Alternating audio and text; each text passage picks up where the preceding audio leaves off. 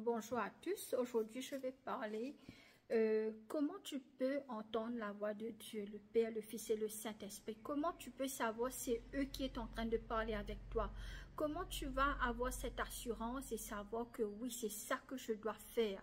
Comment entendre la voix de Dieu. Comment est-ce que Dieu va parler avec toi. Comment tu vas entendre la voix du Saint-Esprit. Alors, il y a beaucoup de fois. Par exemple, spécialement si tu es chrétien, on va te dire de ne pas suivre ce que tu ressens, mais entendre la voix de Dieu et écoute ce que Dieu est en train de te dire.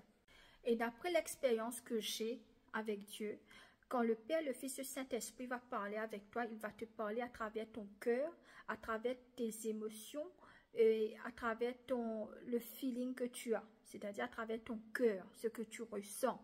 Dieu va parler à travers ton cœur.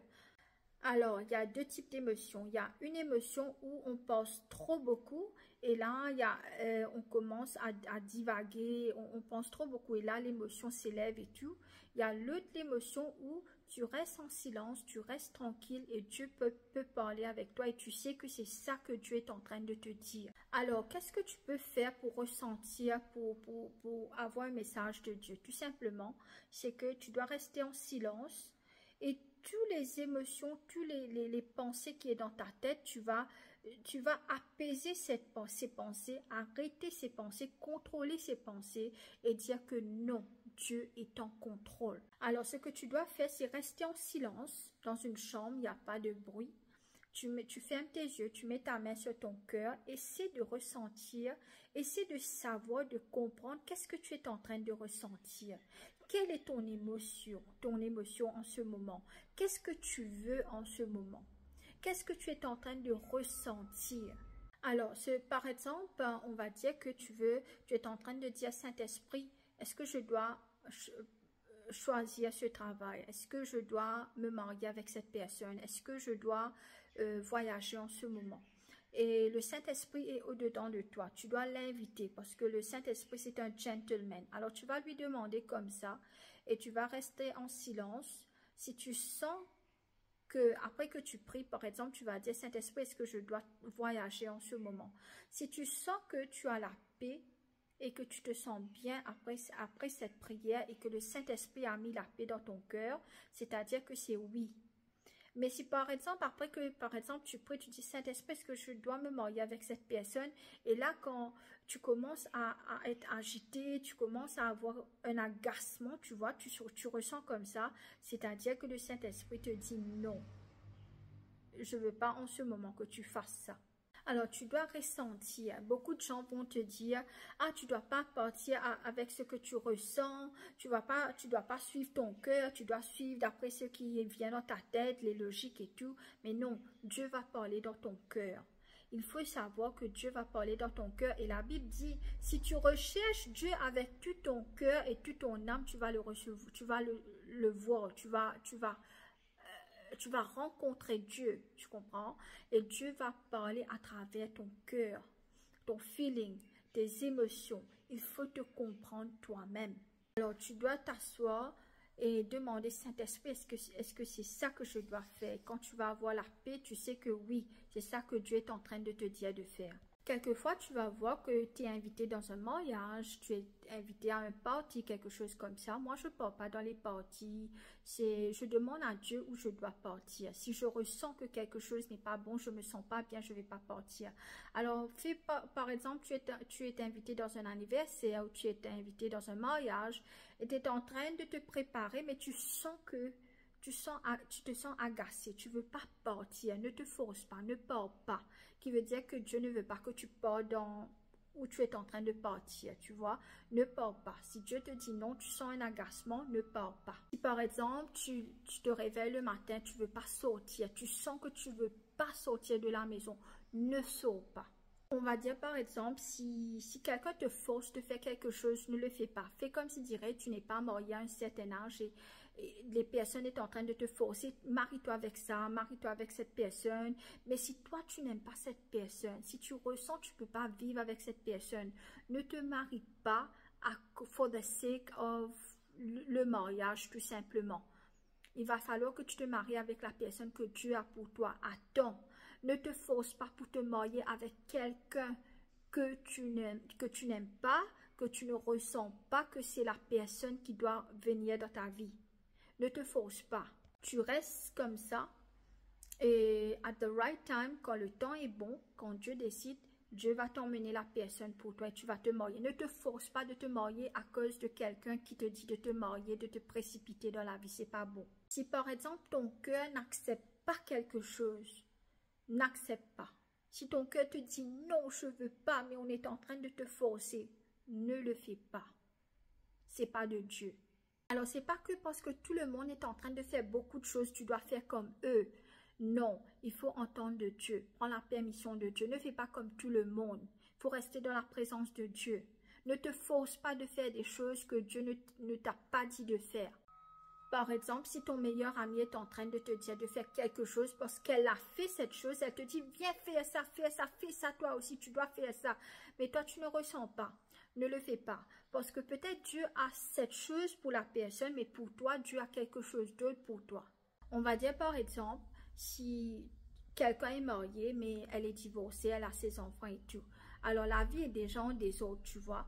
Je sais bien que la personne ne voulait pas être divorcée, mais elle n'a pas recherché ou n'a pas recherché la face de Dieu. Il ou elle s'est marié et là, elle a eu un divorce. Maintenant, la personne, il te force. Vas-y, toi, tu n'es pas marié pendant longtemps, tu vois. Tu es en train d'entendre...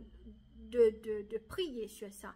Et là, la personne te dit, va te marier, avoir un enfant et si tu veux quitter, tu quittes. Ne le fais jamais. Si tu as attendu depuis maintenant, continue d'attendre Dieu. Ne fais pas ce que la personne est en train de te presser. Vas-y, va te marier. Si tu dois te divorcer, après tu vas te divorcer, c'est quelque chose de normal. Non, ne le fais pas. Ne le fais pas. Attends Dieu. Alors, ne force jamais les choses. On va dire par exemple, si tu veux te marier, tu veux vraiment te marier, tu veux vraiment avoir ce travail, tu veux vraiment voyager, tu veux vraiment avoir quelque chose, mais tu n'es pas en train de réussir dedans, mais tu es en train de prier, qui veut dire c'est pas l'heure. Ne te force pas de faire quelque chose qui n'est pas de Dieu. Attends. Le moment que tu es en train de prier, tu sais que tout est bon. Si Dieu a mis ça dans ton cœur, continue de prier dessus, continue de penser à la positivité de cette chose que Dieu a mis dans ton cœur. Et normalement, moi par exemple, tu vois les séries indiennes qui a beaucoup de bagarres, des jalousies et tout. Il ne faut pas regarder toutes ces choses parce que tu auras tendance à faire la même chose. Moi personnellement, je ne regarde pas les séries indiennes parce qu'il y a beaucoup de guerres. Quelquefois, je regarde s'il y a des films qui n'y a pas des guerres et tout, tu vois, qu'il n'y a pas des choses qui sont messy. À ce moment, je peux regarder un peu, mais je ne regarde pas les films, les séries indiennes. Il y a tellement de guerres, tellement de jalousie entre les personnes et tout. Alors, il faut savoir quoi regarder. Aussi, il faut avoir un journal. Tu vas avoir un diary, un journal, quelque chose comme ça. Tu vas écrire qu'est-ce que tu veux avoir dans ta vie. Tu vas penser à cette chose, la positivité. Et Dieu va te montrer qu'est-ce que tu dois faire, comment l'acquérir, au lieu de regarder la télé, des choses qui ne vont pas t'aider dans ta vie. Alors, comment tu vas savoir que Dieu veut que tu fasses quelque chose? Tu vas avoir une assurance, tu vas avoir une paix. Par exemple, si Dieu est en train de te dire d'attendre, ne le fais pas maintenant. Dieu va te donner l'assurance, la paix d'attendre, la patience d'attendre. Alors, attends Dieu. Alors, quelquefois, ce qui va se passer, tu vas avoir une pensée. Tu vas avoir une idée et tu vas sentir l'assurance dans ton cœur. Tu sais que Dieu est en train de parler et aussi tu vas savoir que c'est Dieu parce qu'il n'y aura pas des activités illégales. Tu sais que Dieu parle parce que Dieu est un Dieu en ordre. Alors, comment tu vas savoir si tu es dans la bonne place? C'est que n'importe ce que les gens disent sur toi, n'importe ce que les gens vont faire contre toi, n'importe les circonstances qui est en train de passer autour de toi, tu vas avoir une assurance. Tu vas savoir que Dieu, le moment que tu es droit avec Dieu, ne t'en fais pas. Dieu est avec toi. Dieu est en contrôle. Tu comprends? Alors, ne crois pas que quand quelqu'un a beaucoup de choses, ils sont heureux. Ou si la personne a quelque chose que tu n'as pas, que la personne est heureuse. Non. Quelquefois, ces personnes ont acquis des choses brusquement, tu vois. Ben, en ce moment, ils ne sont pas heureux. Ils ne sont pas satisfaits avec ce qu'ils ont. Alors, ne fais jamais des choses brusquement. Il y a des conséquences, il y a des choses qui se passent dans le monde spirituel. Quand tu fais quelque chose brusquement et tu n'as pas pris la permission de Dieu, c'est pas de Dieu. Si tu prends un plume, tu écris, il y a quelque chose qui se passe dans le monde spirituel. Quand tu penses quelque chose, il y a quelque chose qui se passe dans le monde spirituel. Tout ce que tu fais, il y a des choses qui vont se passer dans le monde spirituel. Si tu fais de bonnes choses, tu auras de bonnes choses. Si tu fais des mauvaises choses, tu auras des mauvaises choses. Si les gens font du mal avec des bonnes personnes, la chose revient vers cette personne.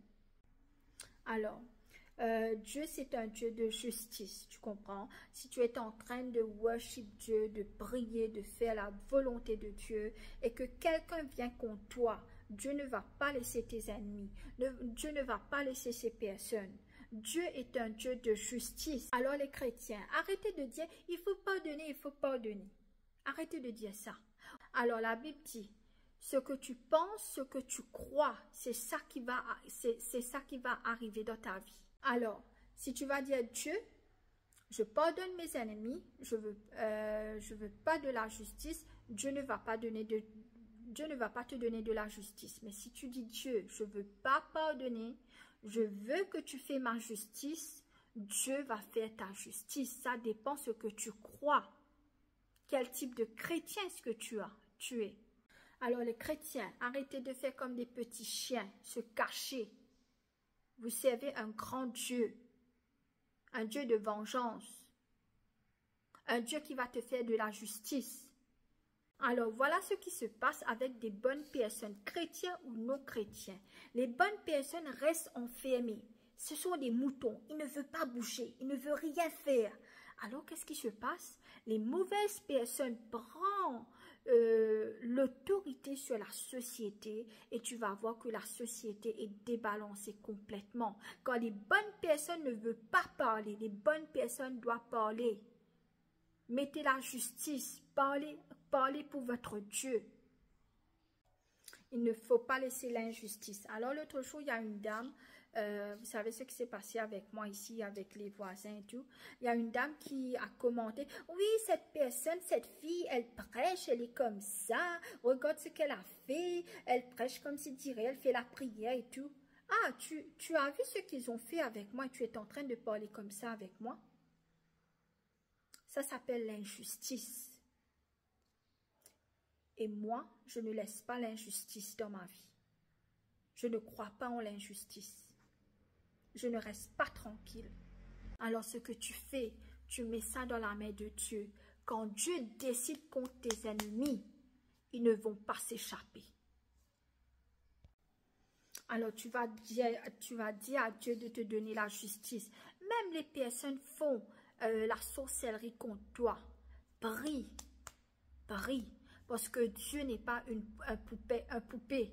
Tu ne peux pas jouer avec Dieu. Dieu connaît qui est bon, qui n'est pas bon. Tu ne peux pas jouer, faire la sorcellerie avec quelqu'un, avec Dieu. Dieu est la justice.